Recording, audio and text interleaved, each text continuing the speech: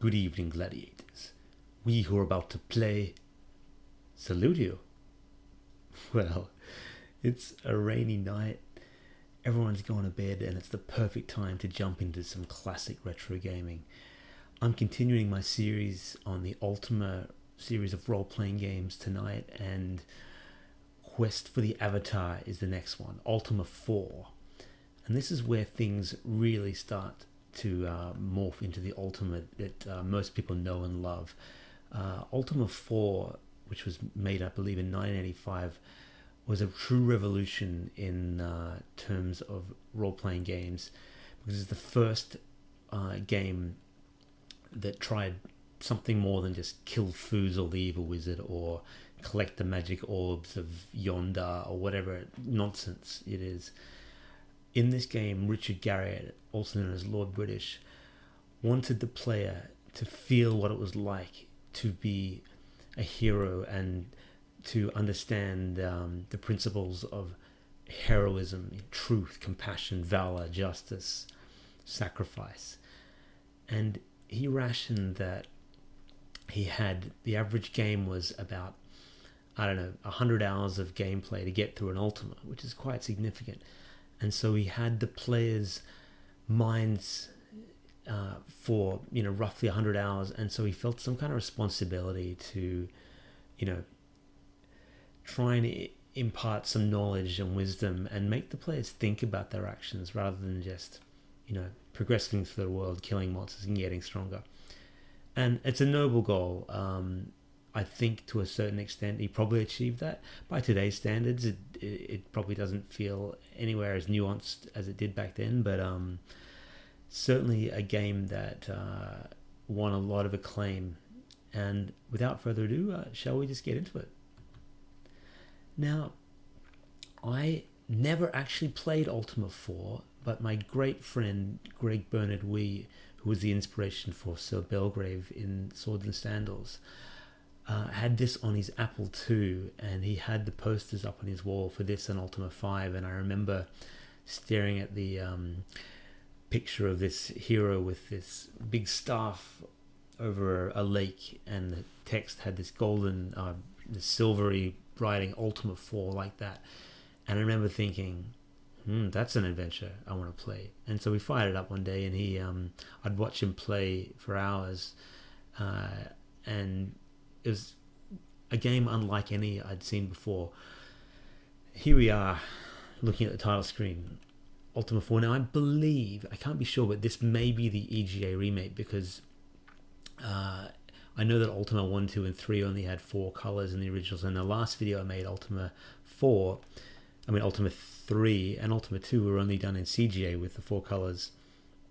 I've got to apologize for the Ultima 2 video, by the way. The music was a bit loud, and I was, not super into Ultima 2, but Ultima 3 I liked. All right, let's see if we can get into this. As always, I'm going to this kind of blind. Oh, cool, we got some music. That's cool.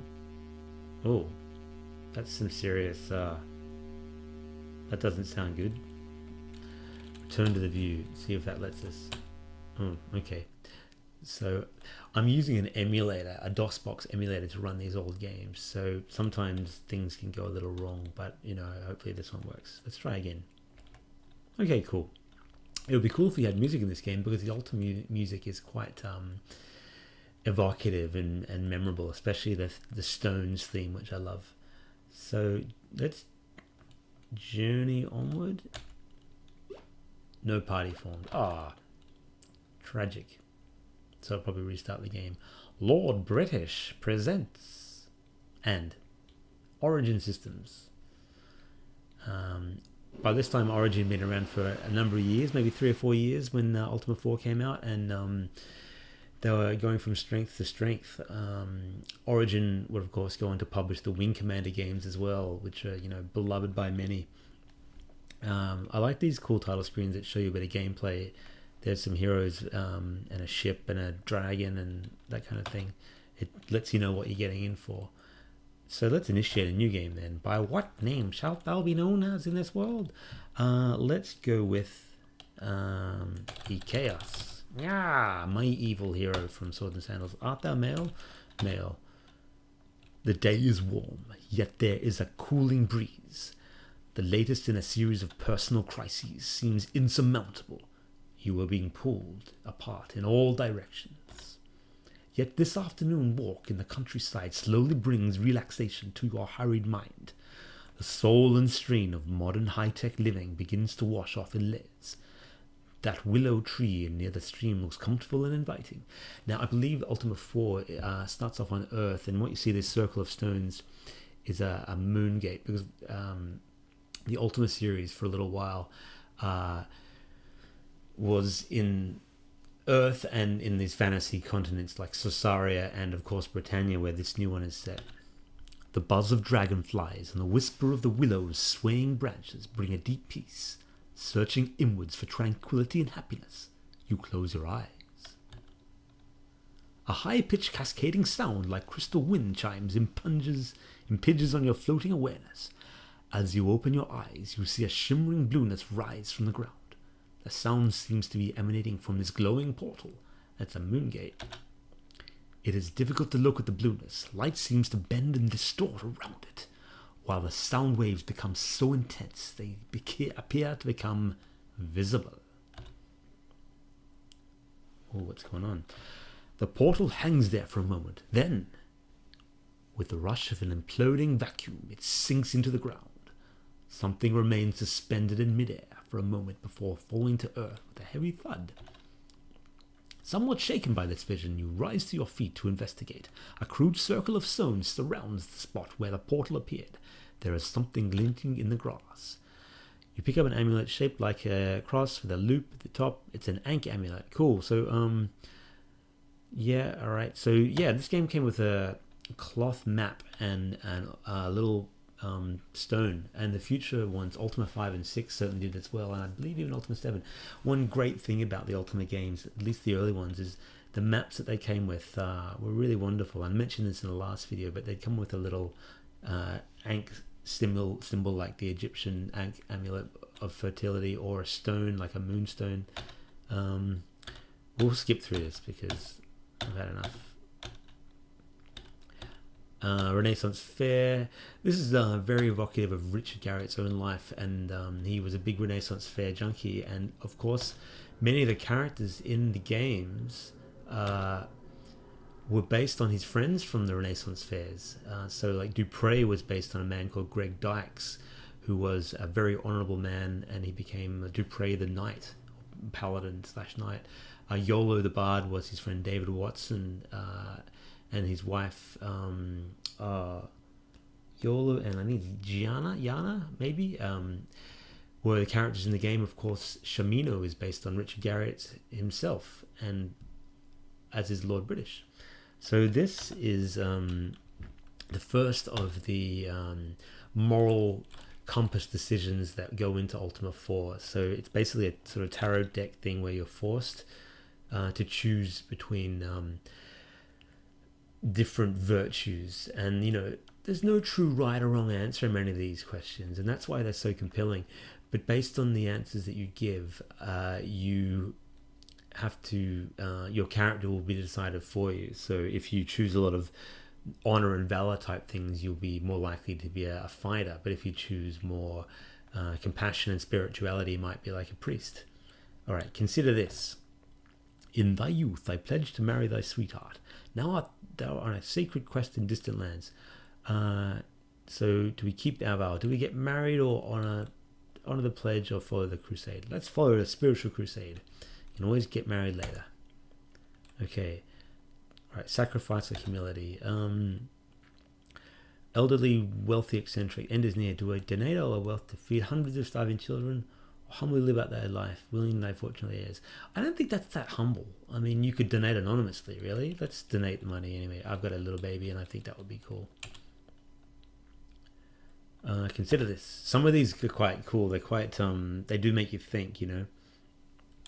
An uncounted purse of gold. Do you deliver the gold knowing the trust in thee was well placed, or give the gold to the beggar? Yeah, give him a coin. Whoever the pouch was, you know, I'm sure they're wealthy. compassion. So someone's insulted the Lord, do you bear the slurs of justly right and demand an apology? Yeah, we won't stand for that nonsense.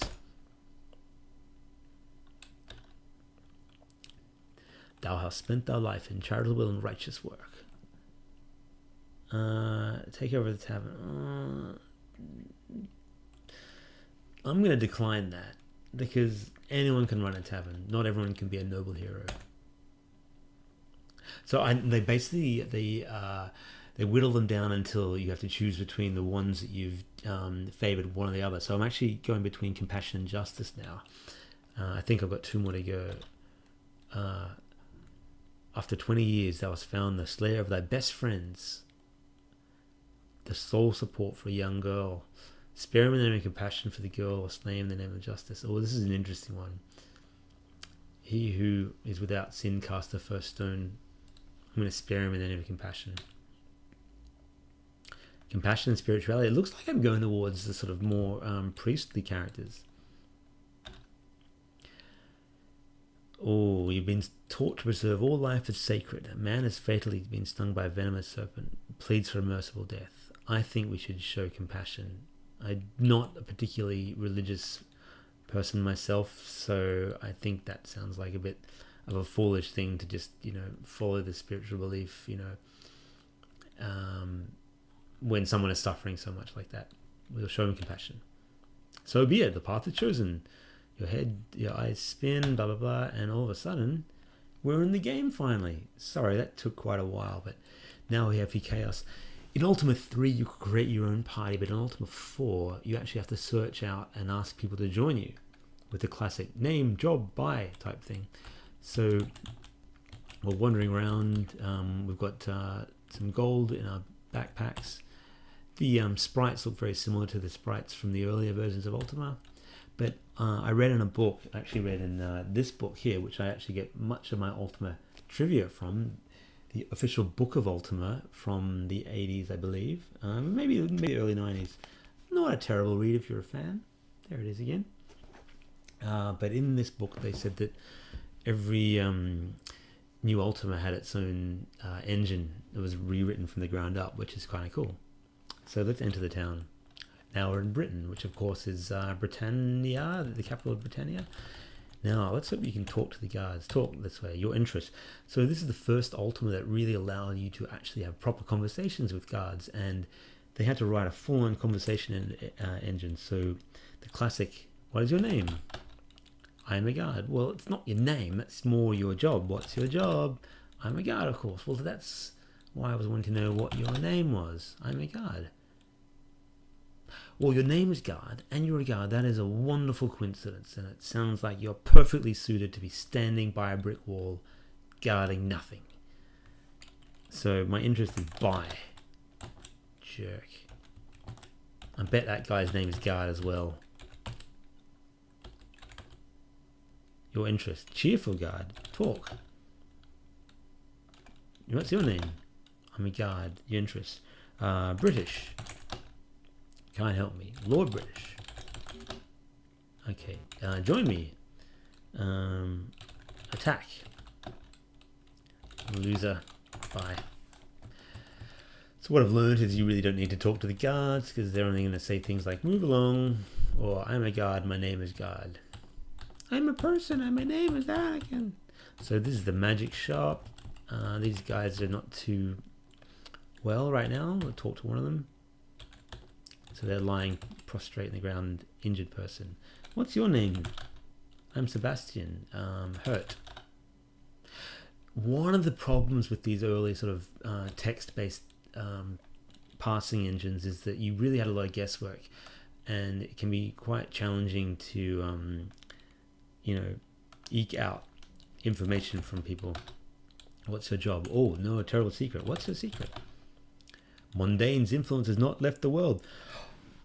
Now, Mondane was the terrible sorcerer from the first Ultima, and he and his wife Minax had an evil demon child called Exodus, who you had to kill in Ultima 3. Now, I was of the opinion that Ultima 4 was set in Britain, and I think they're connected somehow, but So Saria is the old continent, and Britain is the new one. That's my ultimate trivia. Welcome, welcome, Celeste says. Are you in need of help? Nah, I'm good. What about this guy? Shapiro, not Shamino, Shapiro. What's your name, Shapiro? Of course it is. Dave Shapiro. What's your job? I'm looking for Julio. Who's Julio? He knows the true nature of compassion. Alright. Bye. What? Are you on the quest of the Avatar? I am. Avatar, that word. Here's an interesting one. Okay, find the Shrine of Compassion east. Oh, okay, so it's given us a bit of a quest. Cool. So apparently, the Avatar is the hero of the Ultima Trilogy, 4, 5, and 6, and of course 7, 8, and 9. And an avatar in popular legend, and certainly in sort of more religious context, is like the embodiment of a deity, like the human embodiment of the deity, more or less. And I remember I read that Richard Garrett was reading I was watching a documentary on the Dead Sea Scrolls and reading books about India and spirituality, and he heard the term avatar, and he thought that's basically what he wanted the hero to be, someone that would embody virtues. And so the avatar was formed. Now, you know the term avatar because avatar is used for just about any picture in everything from your online me to a Skype program, or to your Facebook avatar, and all those things. The avatar is now bandied around, basically meaning your online representation, and that pretty much came from this. So that's popular culture from Ultima. I'm a child. What's your name, child? I'm a child. Well, again, people in this town aren't really sure what the term name is. I'm learning compassion. Oh, compassion. Tell me about compassion. Never care so much for thyself that thou cannot care for others. Oh, smart kid. Know ye the mantra of compassion? No. Ask Cricket. That's just not Cricket. Who's this person? So you can walk around and talk to people. I think we've done enough talking, and I'm sure you guys want to get into some action. A poor beggar. Coin. Gold. Name. I am Sprite. Job. I'm a beggar. Beg. Please help me. Yes. Yes. In return, I'll show you your interests. Okay, so we helped the beggar. I don't know how. We gave him some money, I believe. That was nice. Britannia Manor. Are you in need of lodging? No. Then thee hath come to the wrong place. Good day. I said good day, sir. So this is the inn. It's kind of cool. I wish there was some music. The Ultima really needs a bit of music. Sam the barman. Food or ale? What ale is there? Let's have some ale. 2 gold. Mug of the best? Sure. See ya, mate. See ya, champion. Let's talk to him again. I'm going to have another ale. I'm not going to pay. Okay, no, hang on. Ale 2. So you actually have to tell him how much you want to pay. Anything else? It's weird that they make you do that, because it gives you the option of not paying. I wonder if that's YOLO. I'm Cricket. Oh, Cricket knew something. Mantra? Moo. So when you get to a shrine in these games, each shrine represents a different virtue, and you have to type in the mantras when you get there. So you type in moo, moo, moo, like a spiritual cow or something like that. Who are these guys? A drunken fighter. Fight. He turns away. Bye. Alright, great. Wasn't so drunk that he wanted to fight. I could have attacked him. I'm sure. Should we get a weapon? I'm here to buy a weapon. I'm interested in a sword. You've not the funds for even one? What about a dagger? A dagger. A deadly dagger at 2 gold. Yeah, I have 1 dagger. How much are these swords that I can't afford them with nearly 200 gold? Nothing from you, but I would like some armor, sir. I'd like to buy some... I don't think we can afford chainmail. Maybe leather? Ah, well, tell me how the prices... Of course, this game is deeper and more advanced than earlier versions of Ultima, but there's still a couple of little modern constraint UI things and UX things, user experience things that the game could certainly improve upon, like telling you how much things cost. Yeah, we'll have one. Nothing else. Goodbye. So let's wear the armor. Cloth. Wear armor for 1. We do that. Ready weapon. D dagger? What? Okay. Let's assume that we're wielding it. Get out of my way, sir. How dare you get your hands off me? So that's Britain. Did we... Is that Lord British's castle? I believe it is. Oh, that's the evil Chuckles the Jester. I'm Chuckles. Now, the jesters in Ultima are always really annoying. They'll get in your way and they'll have nonsense rhymes and just generally make a nuisance of themselves, so it can be fun to drag cannons up to them and fight them. I am Chuckles. Your interest? Job. I am a royal jester. Joke. Tell me a joke. A jester that can't even tell a joke.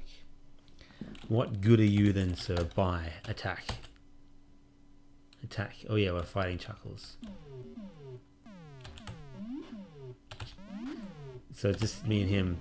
So combat in this is you can attack with press the A key and then you choose a direction. It's quite simple, but it's turn-based, and your entire party can attack in this game, and that's a break from the earlier Ultimas. Although Ultima 3 had this similar system, I know in Ultima 6 and maybe Ultima 5, the computer would take over your teammates for you if you wanted, which is quite nice with some artificial intelligence. Now I'm not wielding my dagger, which is a bit annoying. Just a critical.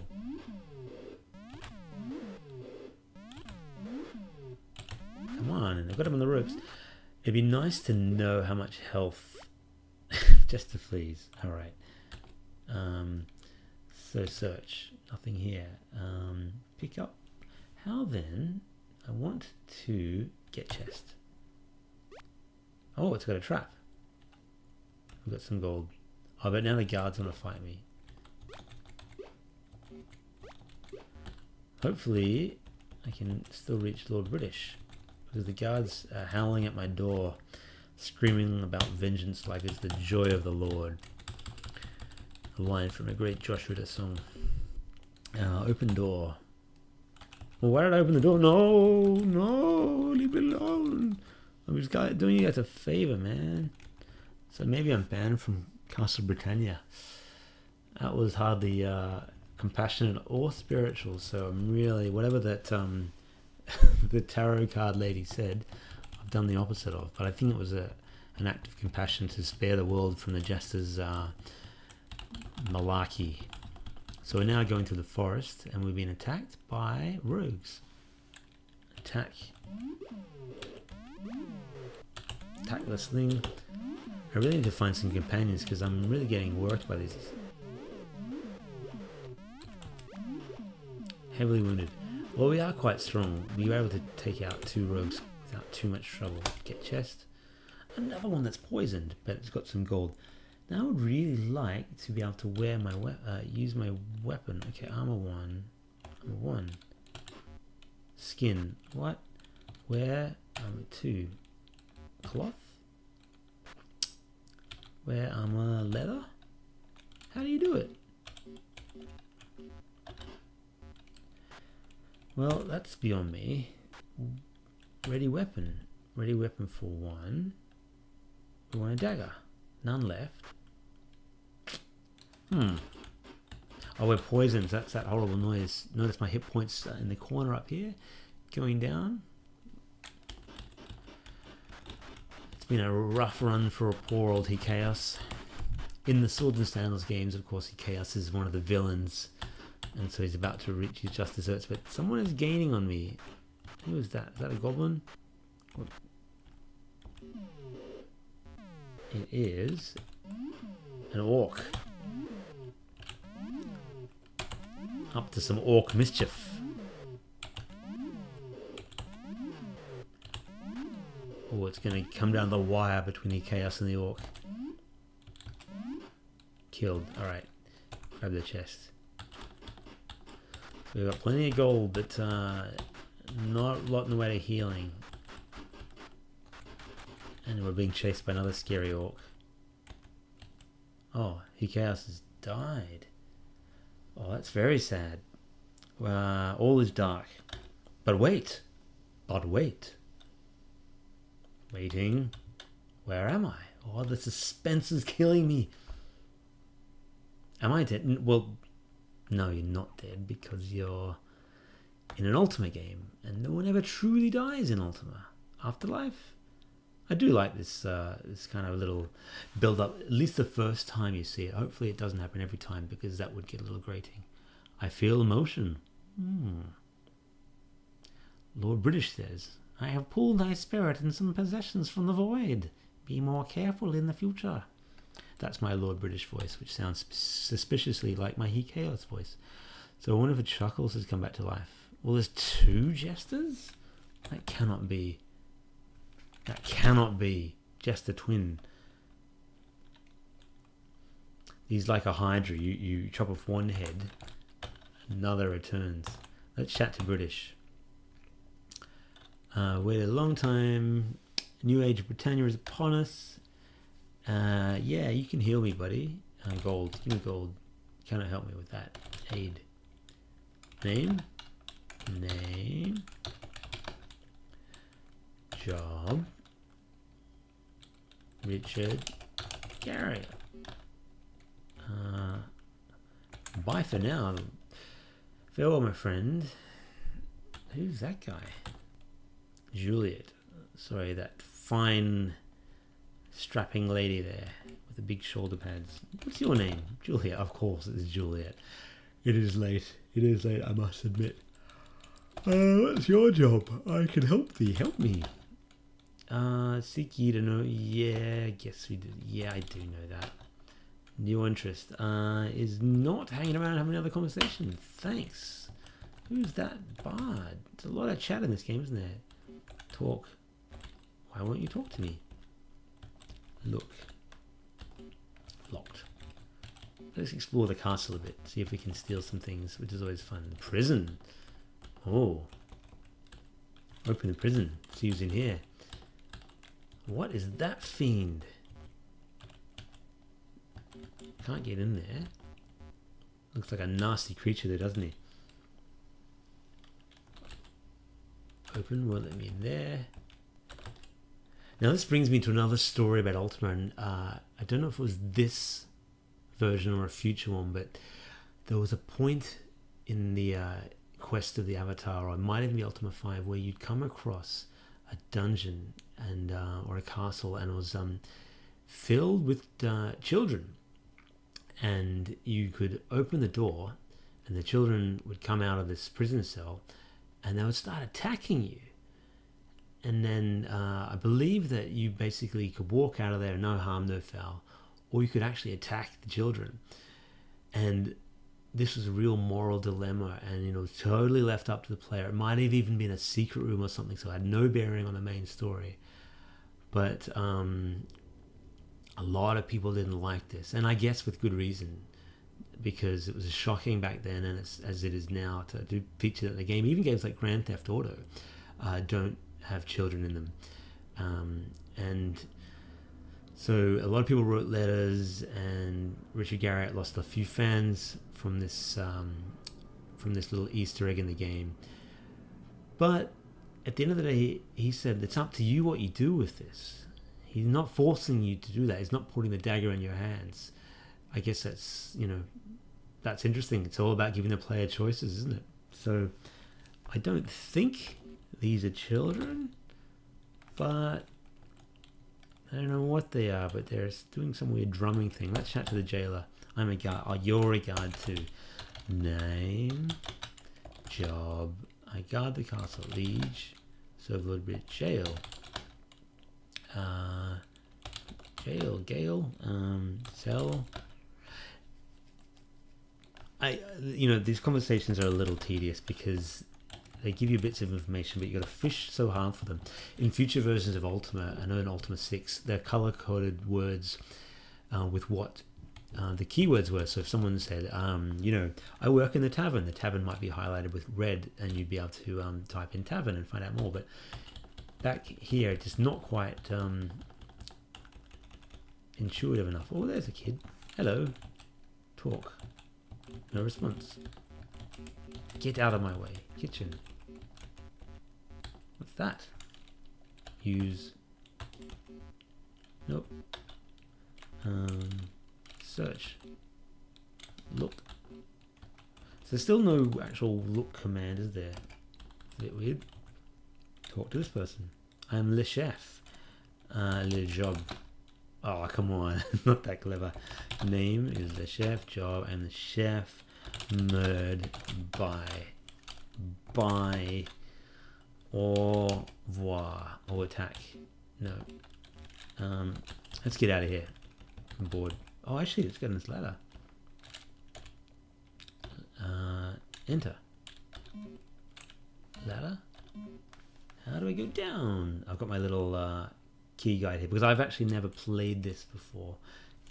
Of course, it's K for climb. Climb what? Climb the ladder. South. All right. Who are you? A burly guard. Burly. Name. Job. Bye. I'm sure there's lots of secrets in here that I haven't discovered. Oh, okay. I thought I climbed a ladder, but we're back here. Okay. North. That's a bit weird. There must be a few floors to this castle that just look similar. Anyway, I'd like to leave this castle, please. This is kind of cool though. Notice how you can see out the window north. The black areas where you can't see. It's quite advanced for back then. Line of sight, and it's very clever. And you notice the black, the areas of the shadow. It's a clever bit of programming.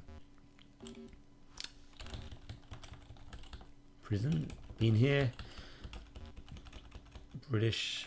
Attack Lord British. Oh, wow, that's going.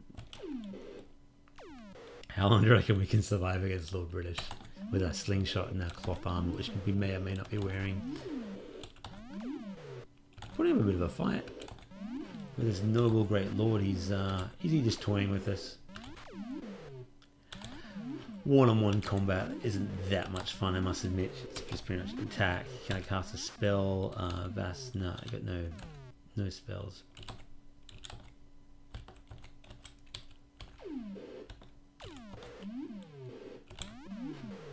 I lightly wounded him. That's something.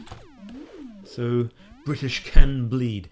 There's a great story, I think, from Ultima 3 where British couldn't be harmed or not killed, and so players figured out that they were able to draw him out of the castle.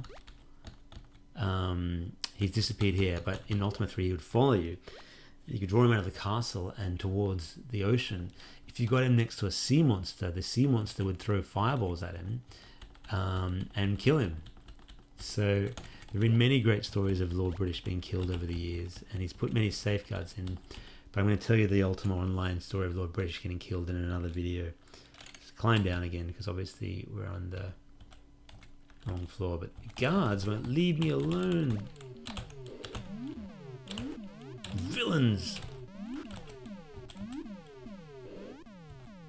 15 health left. Fleeing. Drinking rum now. Moving left and right. Stuck in the castle. I get lost sometimes when I'm tired, especially. British is gone. He's off sulking. Climb the ladder. West. Climb. Climb, obviously, that ladder. That's weird. It looks like am I not climbing? Bit confused. This is a wonderful video where I spent 5 minutes stuck in the castle of Lord British with many jesters. Let's attack this jester. I'm not going to go down without taking someone out.